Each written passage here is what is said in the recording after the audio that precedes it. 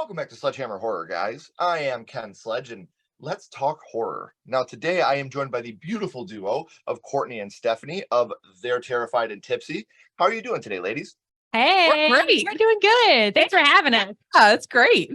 This is a super honor for me, and I just got to say really quick, before we take any steps into what we're doing, your background is fucking amazing.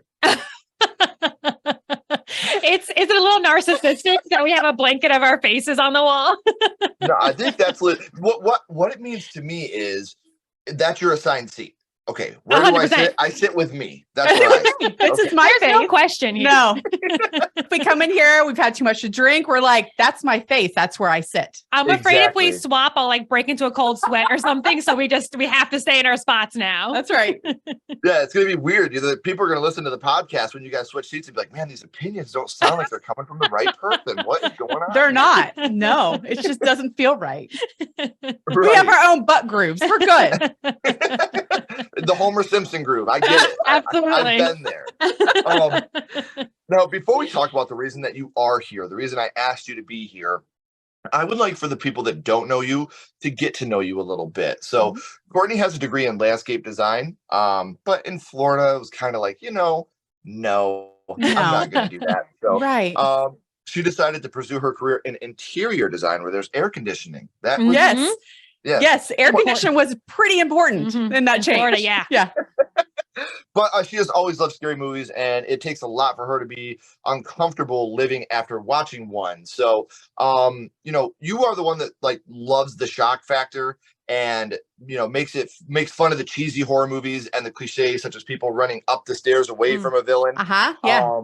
But you are more of the, I like things that scare me because these could happen in real life type of thing. So, when you talk about that, can you tell me like, what is the type of movie that scares you the absolute most?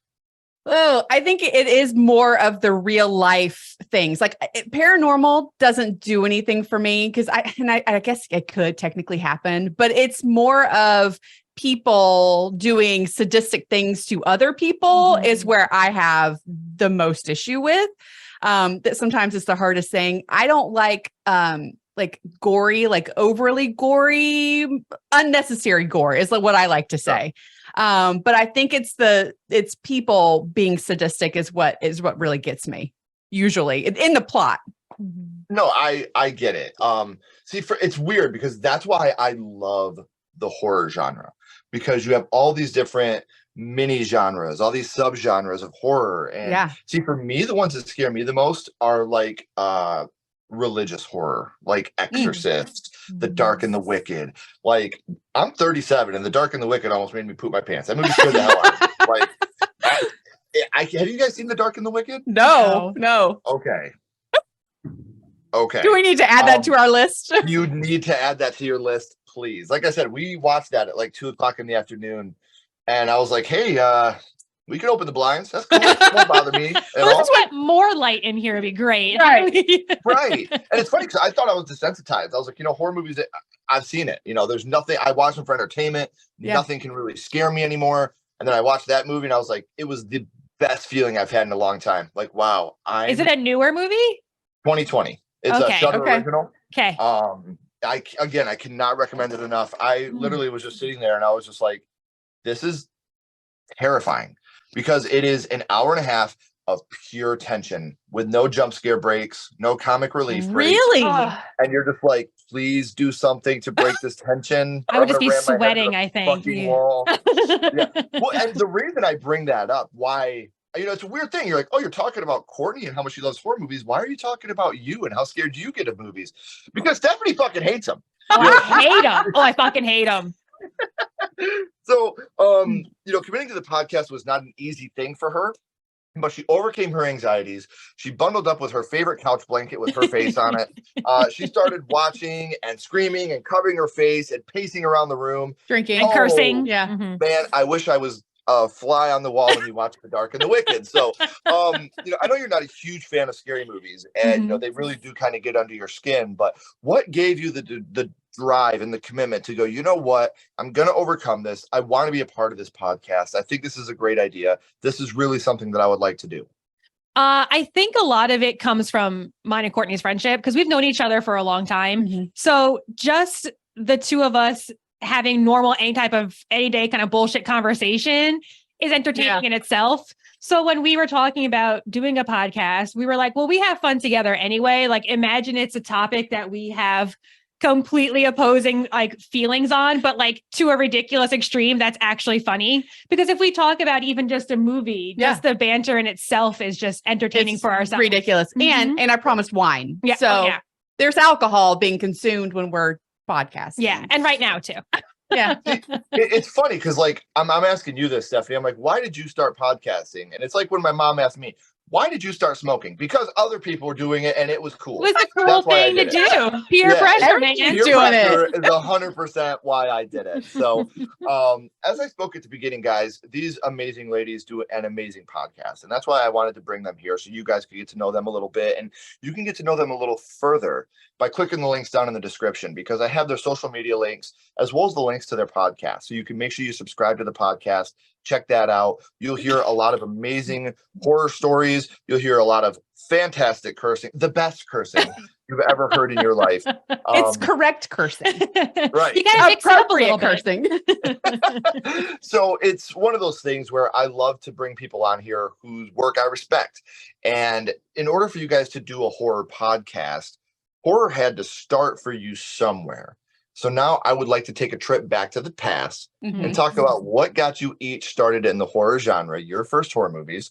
I'm going to start with you first this time, Courtney. Your first horror movie was? Okay. So I'm going to start with this. Now, this could be debatable. The best stories start this way. Okay, hear me out.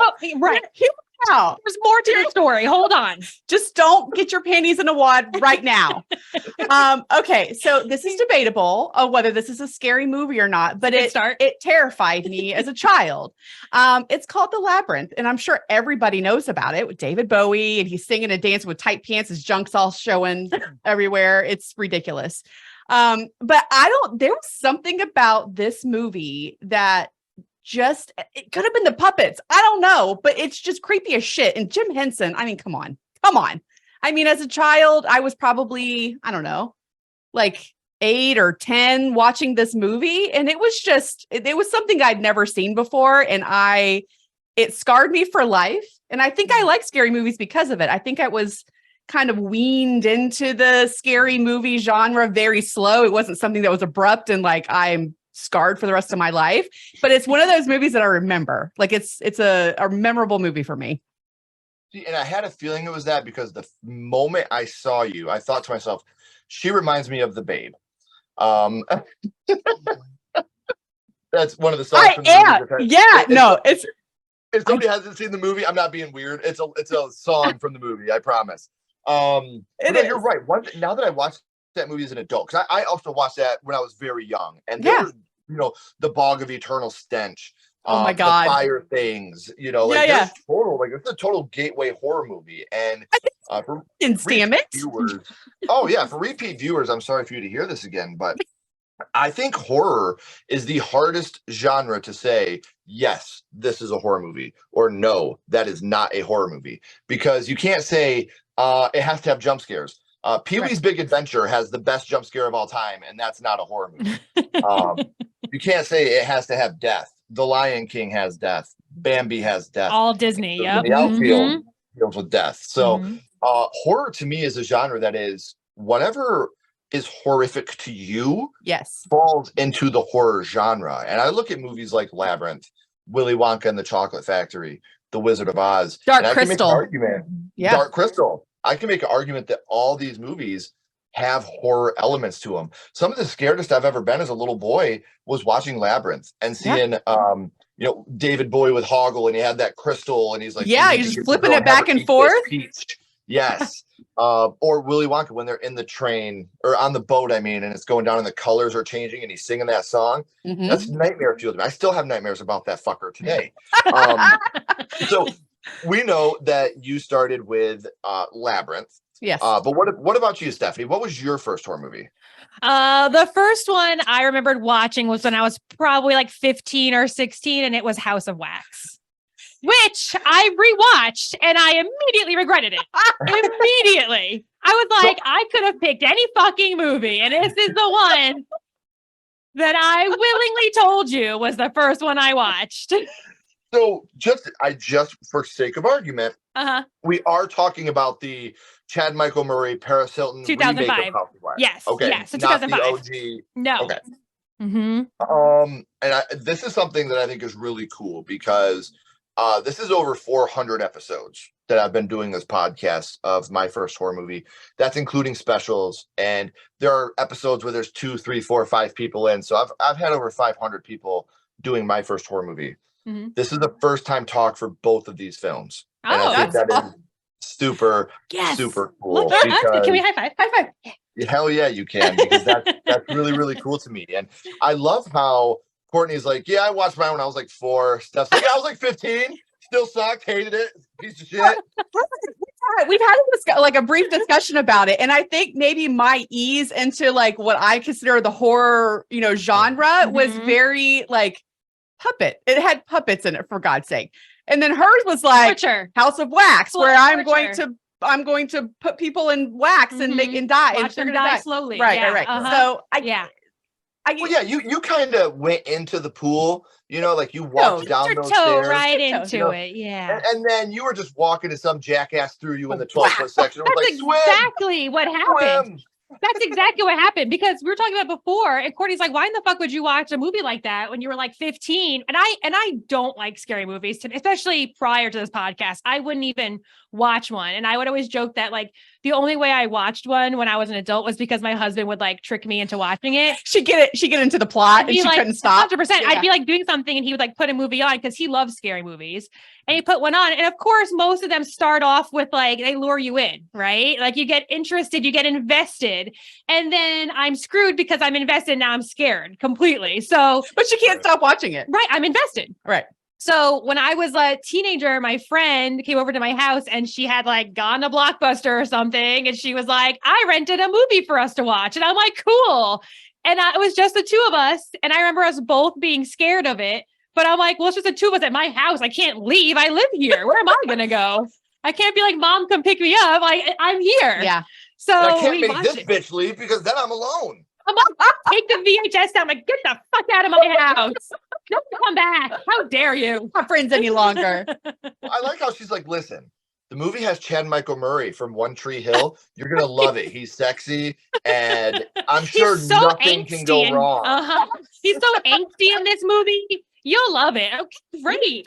Sure. Yeah. Well, screw me, I guess. So, So we know that you were both very young ladies the first time you had watched it. And Stefanie, we know that you watched it with a friend of yours that brought the VHS over from Blockbuster that killed my family's little mom and pop video store, but whatever. Oh, shoot. What about you, Courtney? What would you say? Do you remember who you watched Labyrinth with for the first time? I honestly, I have tried to rack my brain, and I have no idea where I was. I maybe it's because I watched that movie so many times that the first time is not like, it's not memorable. Yeah. I don't know who I was with. I was probably at my house. I can't imagine that my parents would allow me to watch that though. That was not something that I feel like it had to have been at somebody else's house, right? Sure. Maybe. I don't know. Who knows? I don't know. It's like, I don't know where I was. No. I don't know who I was with. But I know David Bowie's package was in my fucking face throughout the whole entire movie. Fucking movie. Yeah. Every time he's dancing, you're like, I know. All right, David. I was watching it. I was getting like hypnotized by the movie. Yeah. I rewatched the movie for the first time in probably, 20 years. Last couple days. A couple days ago? I don't know, whatever. And it's a whole new perspective in general, because I don't remember as a kid thinking that his junk was in my face, because it was just not, I wasn't there. Yeah. I was a kid. It didn't do anything for me. So, but I was like, oh my God, okay, these puppets are stupid. His junk is in my face. Why is his hair so big? But he was moving around. He was doing the dance. Yeah, he was having a good time. And another thing I've talked about is I love the ability of us as human beings to grow and learn new things. Now, sometimes that's beautiful and it's so amazing to watch yourself grow and learn things from when you were a child to an adult and to be able to blossom. But when you watch Labyrinth as a child, you're like, this is this beautiful story. And you watch it as an adult, you're like, this dude's dick is in my face. And he's chasing a 14-year-old girl trying to make her his wife. I'm like, David, I've always weird? loved you. The whole like dance scene. And I'm like, I don't remember feeling that way, but that's not okay. What's the Step frequency, off the Kenneth? 14-year-old. Yeah.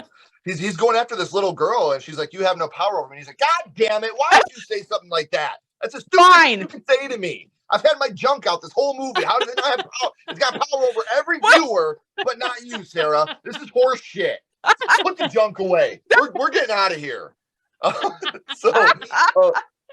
Labyrinth is, all joking aside, Labyrinth is a movie that really did shape a lot of who I am. Me and my sister used to play, like we were playing Labyrinth as kids, and we would go in the bog of eternal stench, or I would be on the couch and I'd hold my hands out and I'd be like, she chose down. And, we do all that stuff. So it's a movie that really, really did shape who I am. And I could definitely see the horror elements that come along with this film. So we're going to bounce back to you now, Steph. And we know that you're not a huge fan of scary movies, and House of Wax, very brutal. It's a very brutal film. And it got another thing I talk about with House of Wax, and I really think if you guys have not seen it, or if you've seen it, go back and give it a rewatch, because when the marketing came out, the movie was literally marketed as, hey, come watch Paris Hilton die. That's the whole marketing of the film was, let's take somebody that 40% of the country can't stand for reasons that we don't even know, and kill her and market a whole movie around that. And the bummer of that is, that's all I remembered about this movie was, that's the movie where Paris Hilton dies. That's what I was just going to say to you in response to that, was like, that's what everybody remembers, because my first thought too, when I think of that movie, besides one scene that we'll talk about, is like, oh, Paris Hilton dies in it. And when I rewatched it, I was like, she's actually pretty good in the movie.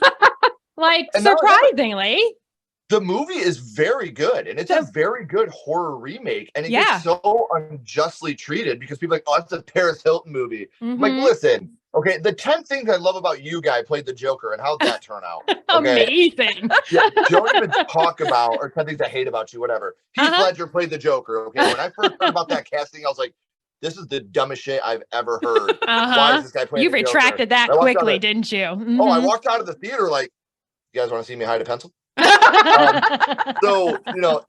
That movie is very effective, and it's a very, very good movie. And it's kind of a little segue here, because I would like to know which scene it was, Steph, that affected you the most from House of Wax.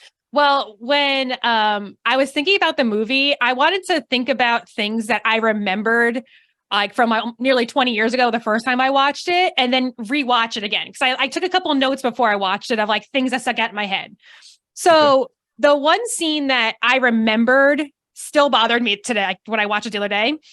So when I think it's Wade, the boyfriend, when he's the first one that gets killed, right? And he's the first one that we see the entire process happen to. And he's propped at the piano, just sitting there. And his friend comes in and he's looking through all the figures, and he's like, oh, this one looks like Wade. And he touches him and his eye moves inside his wax sculpture. And he thinks that his friend is stuck inside of this figure. So he's trying to help him out. And he's trying to peel the wax off, not knowing that that is part of him now. And it's literally peeling his face off of his body. And then you see a little tear of like, you just know he's in excruciating pain. He can't do anything. It's like he's so helpless and he was tortured. And I remember almost 20 years ago watching that scene and it bothering me to still remember it. And then when I saw it the other day, I was like, I don't think I want to watch the part where his face gets peeled and the tear comes, because it gets me. It's like to my core every time I saw it. I was like, ugh, it's just heartbreaking. It's rough. Right. And it's one of those things where being trapped in something and not able to move, to me, is one of the scariest ideas in the world. Agreed. And I'm not claustrophobic by any means, but something like that, or even worse to me, is, I don't know if you ladies have seen the movie Jordan Peele's Get Out. Yeah. The sunken place, where you're sunken inside of your own body. Someone else is in control. Like, those things to me are what, like, that's why would you put that in my brain? Like, why would you make that exist in here? And, you go back to 2005 and you watch House of Wax, and it's the same thing, the torture that you went through, and you're sitting there, cannot express. I mean, it goes all the way back to the Tourist Trap. from the 80s. You know, when they're putting the paper mache over the girl's face, and it's just like, these are the scariest ideas of any movie. And it's people doing things to other people is what is so freaking scary. Well, and even when Courtney was talking earlier about the type of movie that bothers her, I have a hard time with anything torture related as well. Like definitely torture. There have been a couple of movies that when me and Courtney and then Dustin, who does all the magic for our show, have gotten together and kind of come up with a list of movies to watch. There have been a couple that like I've looked up that were like really heavy tortured ones, and I've had to veto because like anything that's like somebody just really harming somebody else like that, like really upsets me. So I'm like, I don't want us to, and I don't want to have to talk about it. You know what I mean? So it's like, so I think with this movie of like watching, you know, what happened to all of these people in the entire town and tourists who were like lured into that, like Ambrose, whatever town. And then you think to yourself like, oh shit, they all died like that. So who knows how long they're sitting there propped and whatever before, you know, inevitably what happens. It's like, holy shit. It's like twisted. It's a twisted movie. When you're like, can you just get me a drink? I'm so goddamn thirsty. Please talk about cottonmouth. Right. And you know, because for me, everybody has their trigger. You know, and for me, I can't say the word. It rhymes with grape. That is a trigger for me. That if there's when people recommend horror movies to me, like that's my first question: is there sexual assault in this movie? If there is, I'm gonna pass. You know, and some people love that stuff. And there's nothing wrong with that. If that is your, you know, some people have gone through that type of situation and that is a way for them to cope with it. And, you know, they look at the revenge aspect and, you know, that is them vicariously live. And I get it. I understand it. I always have to say this little disclaimer because I feel like when I say I don't like that stuff, that I think it's gross or it's wrong. It's just not for me. Right. You know, if you can watch those things and you can live vicariously through them and they are your therapy, they are your way to cope with things. I am so happy that works for you. Me personally, not a thing that I can stomach. You know, it makes me feel hot. I feel like I'm going to throw up. I feel irritable. I feel gross. I can't do it because you might as well kill the person now. Like in real life, I've talked about, I can hang out with a murderer. I don't know what that other person did. They could have had it coming. You know, if someone comes in my house and it's them or my kids, it's going to be them. If you do that to somebody or something like that to a child, never a reason. There's never been a reason for you to do that. There's no excuse you can give me to make it okay. I can't fuck with you ever again. So it's unforgivable. Killing someone, they could have had it coming. I don't know what they did to you. That's none of my goddamn business. But the other thing, nobody ever had that coming in any circumstance. So let's get happy again. We're talking about, you know, these movies that are so great. But Courtney, we talked about with Stefanie what scene affected her the most. But what would you say your favorite scene from Labyrinth is? Okay, so my favorite scene, because I mean, come on, there's not a whole lot of horror in the Labyrinth, but I think the scene that is like iconic for me is it was when it was like in the living room of the Labyrinth castle, wherever, with all the goblins, and he's sitting in Jareth is sitting in his throne, and he does the what's it called, magic dance? Is that the song? Where he dance? The song. Yes, and you like remind me of the Babe. What Babe? Babe with the power. Yeah, like that's amazing. The things are like jumping all over the place. I mean, it's just an iconic thing. So I'm sorry you've never seen it. You're gonna have to, and also the Dark Crystal and Never Ending Story. So you need all of those. Never Ending Story. Oh, okay. So now I feel so much better now that I explained it earlier. I was like, you remind me of the Babe. She's like, what the fuck this creep just say to you? It's song lyrics from the movie, I promise. But what part of that scene that you're talking about, there's a moment in that scene where they're throwing the baby in the air and they are throwing the baby so goddamn high. Yeah. Like you can tell at that point it's a stuffed baby. Because I was like, they're throwing the baby. Oh my God. David, chill out. You got junk power right now and you're throwing the baby 50 feet in the air. You're thinking his leverage. My gosh, man. Someone put that thing away. That was in the baby's way. Throw him up in the air. You did. That was a little, and I don't really understand that part of it because that's just weird. But okay, you know what? He can do what he wants. Whatever. Right. Whatever. Right. But that was like the iconic part for me was that the magic dance sequence that he did. Right. So, and again, one of the most iconic moments in the whole movie. Like I said, whenever I talk about this movie, the main thing that comes up is you remind me of the Babe. You know, like that whole sequence is so memorable, and the puppet work throughout this whole movie is fantastic. It's fantastic. Creepy. Yeah, I love the practical effects. I love the puppeteer work. Even the little caterpillar at the beginning. No, oh my I God. said no, but that's close enough. Come see come see that. Not my wife, but come see. What does he say? Come inside, meet the missus. Come meet the missus. It's great. I mean, oh my God, it's so cute. I just want to hug him.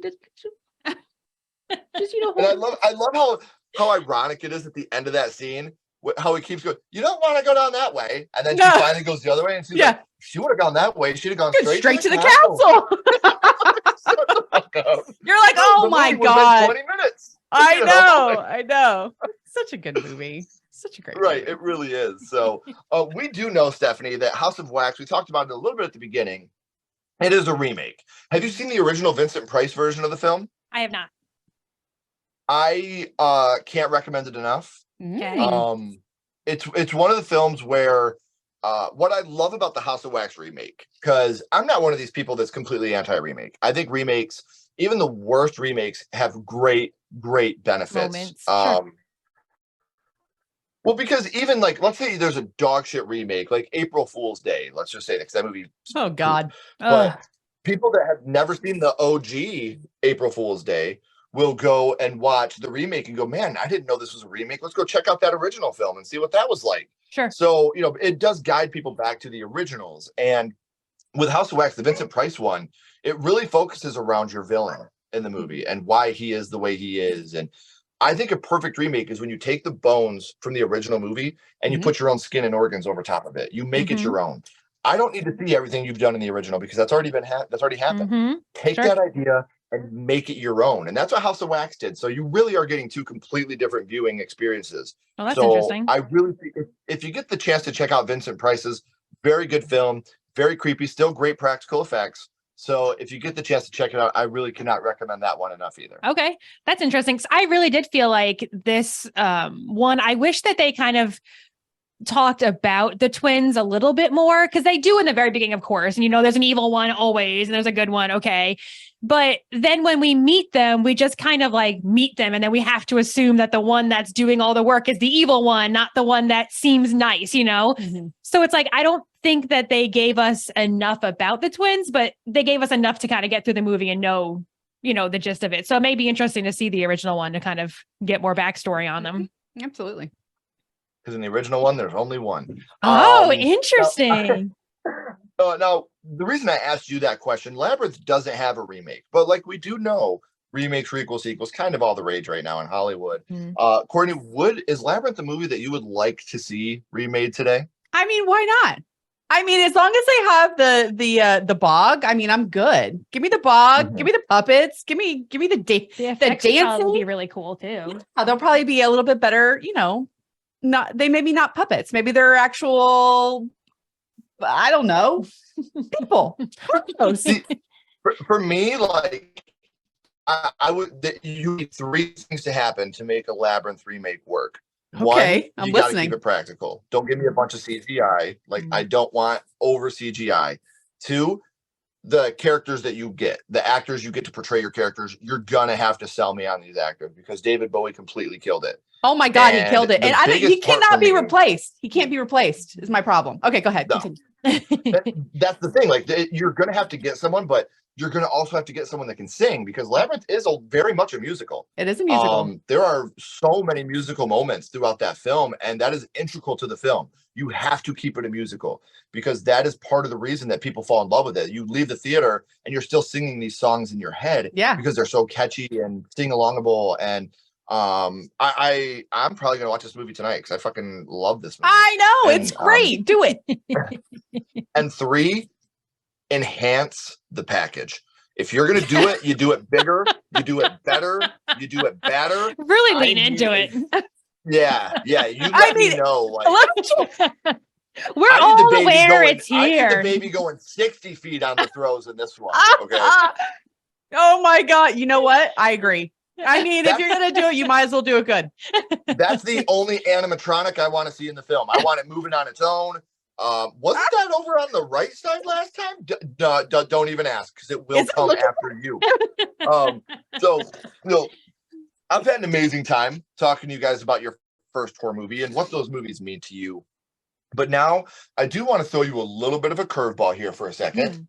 I started with you last time, Courtney. So for this moment, Courtney, you're going to get to be a cheater pumpkin eater. Oh my goodness. I get some time to think. Okay, great.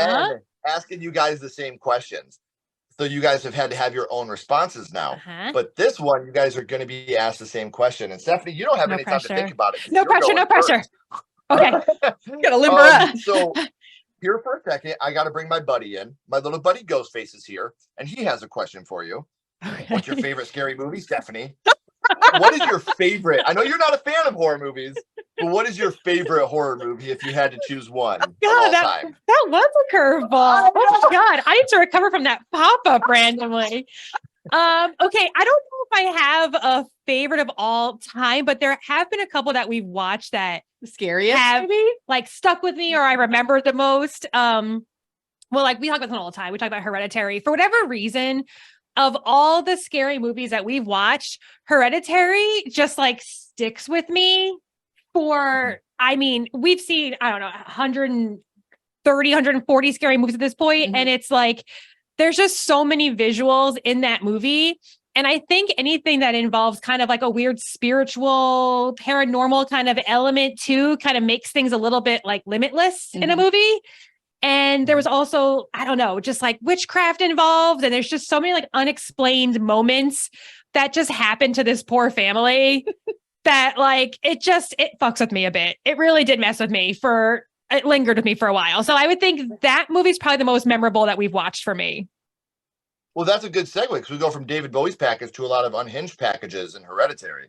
So I like that. Good segue. Good job. I do. One thing I can say about Hereditary, and I've said this a couple different times on the podcast, that is probably my favorite movie theater experience I've ever had. Ashley and I were lucky enough to go see a screener of that when it came out, and we weren't spoiled at all. And so when the moment happened, the whole theater went, oh, like we're all sitting there like, no way that just fucking happened. There's no way it just fucking happened. I could not have been in the theater for that movie. I shouted. That was a rough movie. Entire movie. And then there's like one scene, when like the son's in his room and the mom's like on the wall, kind of in the background, and she like scurries by, and you don't really see it at first. And then I'm like, holy fuck, I was she there the whole time? And I like yell. And we always joke that like I have to make sure my doors and windows are closed in my house because I swear my neighbors can hear me. And they don't know what I'm doing. They don't know what I'm watching. But if they hear me yell like, holy shit, were you there the whole time? Like they're going to be concerned for my safety. Right. They're going to be called. So I need to watch it a little bit. But yeah, like there's just elements in that movie that like you don't catch right away. Yeah. But they're subtle, very subtle. Oh, they're so creepy though. And then she's like on the damn ceiling. Oh, no. No thanks. I can just imagine your neighbors like, yeah, she's watching again. Yeah, check it out. Listen. See? The one she was there the whole time. I don't know what the fuck they're doing. Get over there. The cops are like, you're going to have to stop calling us about Stefanie, okay? We're putting you on a list. This is just false alarms. You can't keep doing this, okay? Yeah. 911, thanks for your emergency. Please don't have this be about Stefanie. It's just a horror movie. Where are you at? No, Stefanie. We're on our way. I'll get this back out right away. Thank you. It's like you're my neighbor. Basically. See, so now that you've had the chance to be a cheater for a little bit, Steph, or Courtney, what's your favorite scary movie, Courtney? Oh my God, that is so creepy. What is your favorite horror movie? My favorite horror movie, and I'm going to have to say it, and it again, could be debatable, but The Strangers. I really enjoyed this movie. It didn't fuck with, there's not a whole lot of scary movies that really fuck with me. But it's he has something to say. Please. He moved to the edge of his seat. You know who directed The Strangers? No, you know who directed The Strangers? No. Who? Brian Bertino. Okay. He also directed The Dark and the Wicked. Stop. The movie I told you guys about earlier. Stop it. Yeah. Holy full circle moment. Oh, wow. Okay. And okay. So I'm going to like the movie is what you're saying. It's funny because I've told people like The Dark and the Wicked is directed by the same person that did The Strangers. And in The Strangers, you have the moment of why are you doing this? Because you were home. Because you were home. The knocking on the fucking door. Yeah. There's no reason why I did it. No. That's pure evil. Pure There's evil.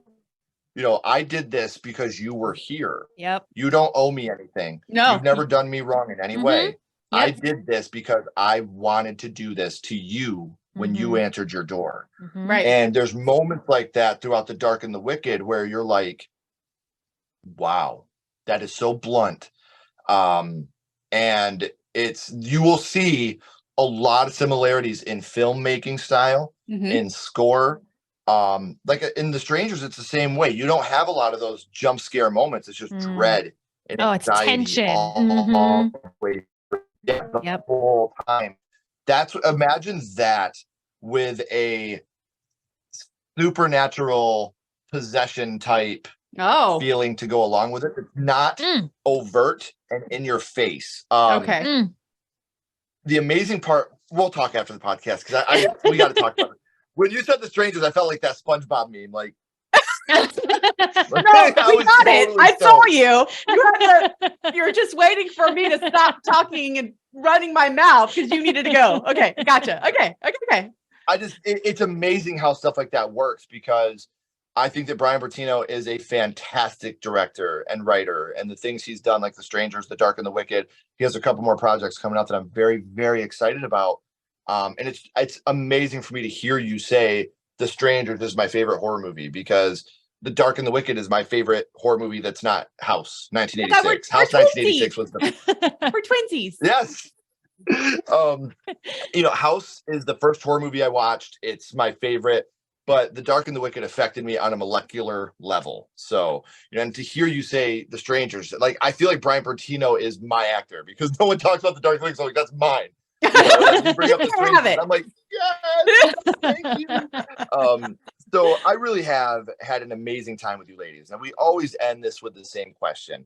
What we're going to do is we're going to bounce back to your first horror movie and we're going to rank this on a skull count. Now, we're not ranking it on acting, production, score, direction. We're not ranking it on anything like that. What we're doing here is strictly ranking your first horror movie on how much it affected you on your first viewing. So last time I started with you, Stefanie. So this time I'll start with you, Courtney. Okay. We are going to be ranking Labyrinth 0 to 5 skulls on how much it affected you on your first viewing. I'm going to give it a 4, like a strong 4. Okay. 4.5. Probably 4. The thing that I love about it is we may not be doing this today if you didn't watch Labyrinth when you were 4, 5, 6 years old. That's true. So it could have completely butterfly effect changed the course of your life. So sure. I giggled a little bit when I asked the question because I'm pretty sure, Stefanie, that I know the answer, but I still got to ask because it's in my script. 0 to 5 skulls. What would you give House of Wax on how much it affected you? Like the first time I saw it when I was like 15, probably a 5 out of 5. Yeah, definitely. You're like, yeah, I got this. I can't leave my own house. I'm scared. It's a 2. I've had better. Well, you know what? I actually do hate wax museums, so maybe this movie is why. Fucking that's why I like scary movies because I tiptoed into the horror. Oh my god. I went to Madame Tussauds. No, never again. I won't go to those either. Ever go there. You walked in and she was like, "Hey, this looks like Courtney. Why is there a tear? What the hell is going on? Where are the twins?" I said this at the beginning, guys, but we are at the end of the third act. The credits are about to roll and the curtain is about to drop. But before that happens, I have these amazing ladies' social media links and podcast link down in the description. So now that the episode's over, I don't care if you click and leave because you've already seen it. But seriously, make sure you're following them on social media. Make sure you're subscribing to the podcast because it's an amazing podcast. And I can't wait to see some of the things that they have coming up for us in the future because as horror fans, we all love to hear what other people have to say about the horror genre. And it's even more fun when you have somebody that's not a huge fan of the genre that can go in and give you an honest opinion about a scary movie because they're not going to be biased about the horror genre. They're going to go in, they're going to be 100% honest with you. It's like if you wanted me to give you my opinion about Chinese algebra, I'd be like, that's fucking stupid. I don't understand it. So like they're going to give you their honest opinion about the horror genre. And obviously with Courtney, she's just going to be like, this is badass. Fuck off. Like it. Yeah. I don't care. Yeah, leave me alone. Whatever. So, make sure you are following them on social media and subscribing to the podcast. Ladies, please don't go anywhere. I have a couple more questions for you. Everybody else, as always, keep talking horror, stay what you are, and we'll see you guys soon.